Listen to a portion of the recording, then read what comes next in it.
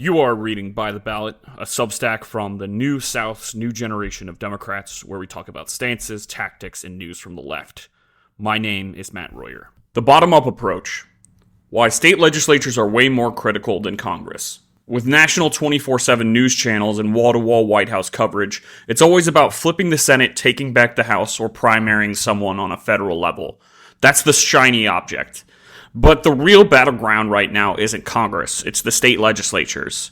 Those are the last line of defense. Republicans control 28 state legislatures, Democrats control 21, excluding Nebraska's unique setup. That means most states don't have the same protection from Trump's administration as Democratic states do. And Trump himself has said he'd rather let states decide their own laws. While it's tempting to focus on getting more progressives into Congress, the biggest impact and biggest gains to be made are in the statehouses. And you know who's understood this for decades? Republicans. The GOP has systematically stacked state legislatures, Supreme Courts, county boards, and school boards. It's been a slow burn for years, and it's now paying off. If Democrats want lasting, direct change, we need to build the infrastructure from the bottom up. Direct impacts. Though many state legislatures only meet for part of the year, their influence is enormous. They introduce far more bills than Congress, sometimes as much as 23 times more annually. The smaller district sizes and closer proximity to constituents means state reps and senators take up a wide variety of issues, including very local problems that would never reach the federal level. Think about it this way. In most companies, you've got your boss, your boss's boss, then the C-suite, board of directors, and CEO. The C-suite and board, Congress and the president, set the overall direction, but those decisions often take years to trickle down. Your boss's boss, the governor, influences things above you, but you're only indirectly affected. Your boss, the state legislature, makes the decisions that shape your daily life immediately, what you work on, how your environment functions, and what rules you operate under. That's the role of state legislatures in government. They control the everyday levers of policy backed by the Constitution's 10th Amendment, which reserves powers not given to the federal government for states and the people. That means legislatures oversee education, determining most school funding, setting curricula and academic standards, healthcare, managing Medicaid, regulating health insurance, overseeing nursing homes, crime and safety, writing criminal codes, setting penalties, and supervising police, transportation, funding roads, maintaining infrastructure, regulating licenses and registration, and elections, running voter registration, defining voting processes, and drawing districts. And unlike Congress, state legislatures are often more efficient, less partisan gridlock, faster legislative sessions, bills tailored to local problems. That means state laws usually take effect much faster than federal legislation, creating immediate changes in people's lives. Because districts are smaller, residents also have a much greater ability to influence outcomes. While a U.S. Senator may have staff to filter thousands of calls and emails, many state reps personally answer correspondence from constituents. A determined group of residents can move the needle in a statehouse in a way that would be almost impossible in Congress. The GOP's decades-long legislative power grab. In 1973, Mark Rhodes, an Illinois State House staffer, started the Conservative Caucus of State Legislators to counter the Environmental Protection Agency, wage controls, and other federal actions in the wake of Barry Goldwater's defeat. The name was eventually changed to the American Legislative Exchange Council, or ALEC, co-founded by Heritage Foundation founder Paul Weyrich, future Congressman Henry Hyde, and Ronald Reagan's PAC director Lou Barnett. What ALEC does is deceptively simple. It churns out model bills for conservative state legislators, pre-drafted by right-wing activists and corporate interests. Lawmakers can take these bills back to their chambers, file them with minimal edits, and pass them into law. In effect, ALEC has become a bill mill that mass-produces legislation across all 50 states, giving Republicans a pipeline of ready-made laws that push conservative priorities. The scope of this influence is staggering. In just 7 years, over 600 ALEC model bills were enacted nationwide. Its structure is corporate-like, with multiple task forces specializing in everything from taxes to social issues. ALEC's ability to marry the agendas of global corporations with state politicians has made it one of the most powerful engines of conservative policymaking in U.S. history. ALEC's fingerprints are everywhere. In the 1980s, it pushed anti-gay propaganda claiming homosexuality caused psychological harm and led to pedophilia. By 1989, it had published a model bill criminalizing HIV-positive people for having consensual sex without disclosure, a law born out of AIDS panic and fear-mongering. In 2005, Florida passed ALEC's Stand Your Ground law. Within years, 30 states adopted it, and it became the legal basis for George Zimmerman's acquittal after killing Trayvon Martin in 2012. In 2011, ALEC published a State Legislator's Guide to Repealing Obamacare, and rolled out model bills to block the ACA. Insurance giants like Humana and United Healthcare directly benefited from ALEC legislation that saved them money while raising costs for patients. On behalf of Altria, formerly Philip Morris, ALEC advanced tax breaks for flavored tobacco products to make them cheaper and more attractive to teenagers.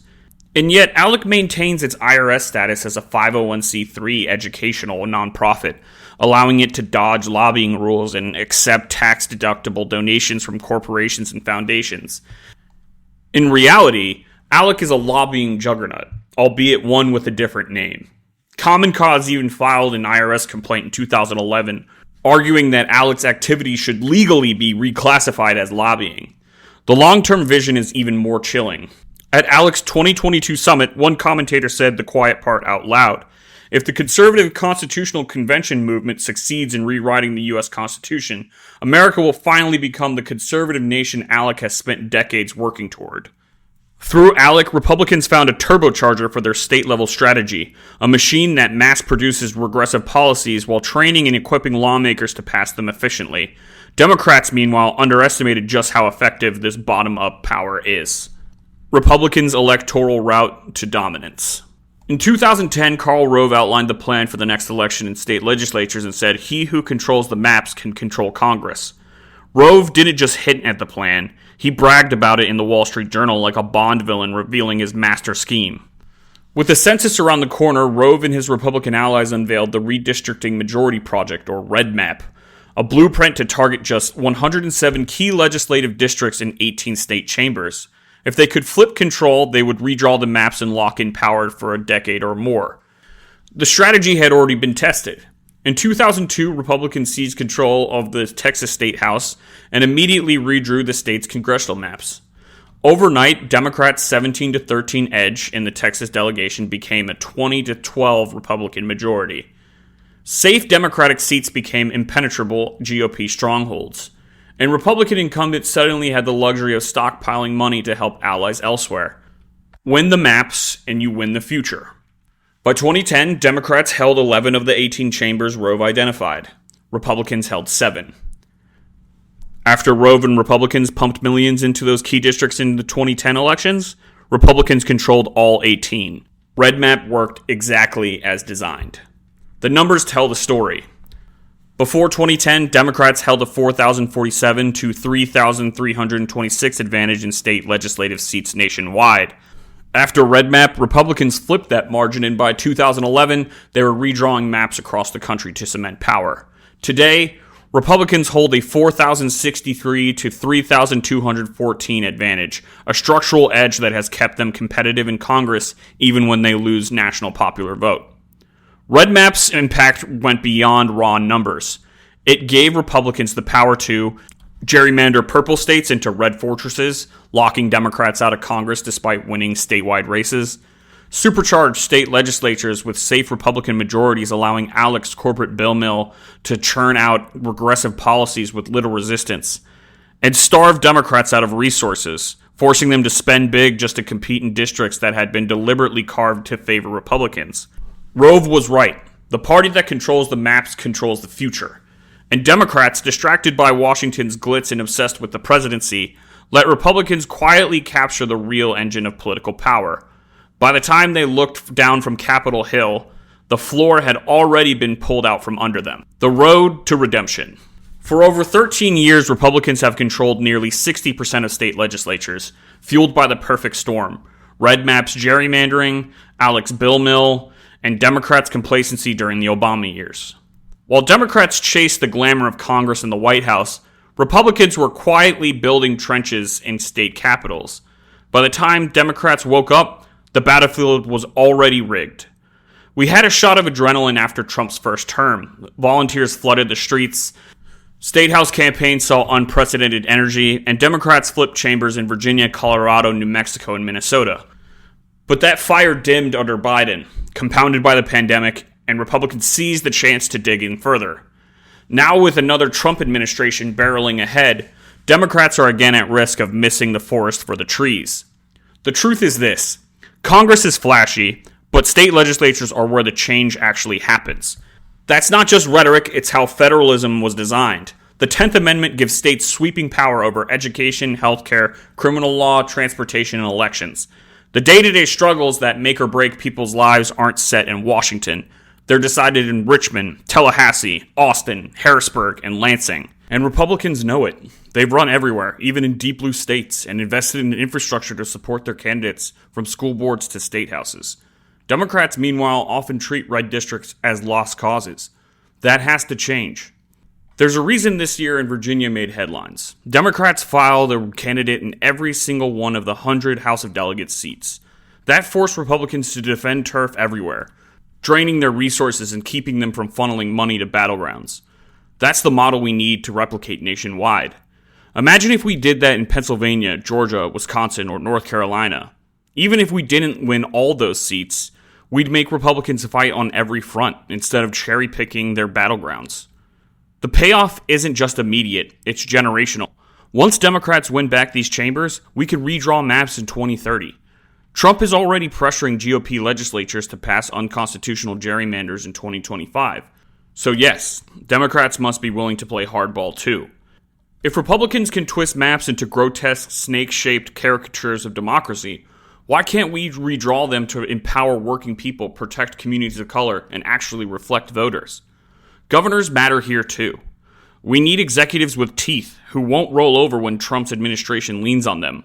Leaders like Wes Moore in Maryland, Gretchen Whitmer in Michigan, J.P. Pritzker in Illinois, Josh Shapiro in Pennsylvania, Andy Beshear in Kentucky, and Gavin Newsom in California have demonstrated what it means to resist authoritarianism while delivering for their constituents.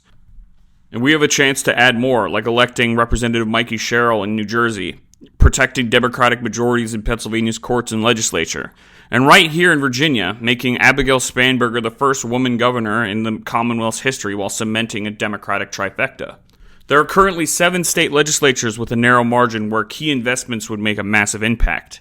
Arizona, in the House, there is 14 Democrats and 21 Republicans, and in the Senate, where there is 13 Democrats and 17 Republicans. In Maine, where there are 76 Democrats in the House and 73 Republicans, and 20 Democrats in the Senate with 15 Republicans. In Michigan's House, there's 52 Democrats and 58 Republicans. In their Senate, there's 19 Democrats and 18 Republicans. In Minnesota's House, there's 67 Democrats and 67 Republicans. And in the Senate, there's 33 Democrats and 32 Republicans. In Pennsylvania, the House has 102 Democrats and 101 Republicans. In the Senate, there's 23 Democrats and 27 Republicans. In Virginia, there's 51 House Democrats and 48 House Republicans, and there's 21 Senate Democrats and 19 Senate Republicans. In Wisconsin, there's 45 Democrats and 54 Republicans in the House, and 15 Democrats and 18 Republicans in the Senate. That is just 50 seats to effect massive change in the country, and that's just a start. But none of this happens without us. Volunteers and donors need to stop thinking only in terms of presidential or congressional races. Don't just go out and help a U.S. Senate or a U.S. House candidate. Knock doors for your delegate. Phone bake for your state senator. Donate to a local candidate whose name you didn't even know yesterday. Because here's the truth. Those are the people who will impact your healthcare, your kids' schools, your voting rights, your grocery bill, and your day-to-day life. If Democrats start investing big in state houses now, the payout in Washington will be tenfold later. We can't just fight for the White House and hope the ripple effects will save us. We need to build from the bottom up, state by state, district by district, until we've rebuilt the infrastructure Republicans spent decades perfecting. The road to redemption isn't in D.C., it's in your backyard. Too long, didn't read. Republicans have spent decades building power from the bottom up, stacking state legislatures, courts, and local offices while Democrats focus too much on Washington. Tools like ALEC's model bills and Karl Rove's REDMAP gerrymandering strategy have locked in GOP dominance across the country, giving them control over everyday issues like schools, healthcare, and voting rights. If Democrats want lasting change, they must invest seriously in statehouse races everywhere, not just in swing states. Running candidates in every district, like Virginia did this year, forces Republicans to fight everywhere, drains their resources, and sets Democrats up to redraw fair maps after the 2030 census. Governors with backbone like Whitmer, Moore, and Shapiro show how state-level leadership can defend us against Trump. The bottom line, the fight for America's future won't be won in D.C. first. It will be won in the statehouses. If Democrats want to protect democracy, they need to prioritize state legislatures now. Thank you for reading By the Ballot. Please remember to like, subscribe, and share so we can continue to grow our audience.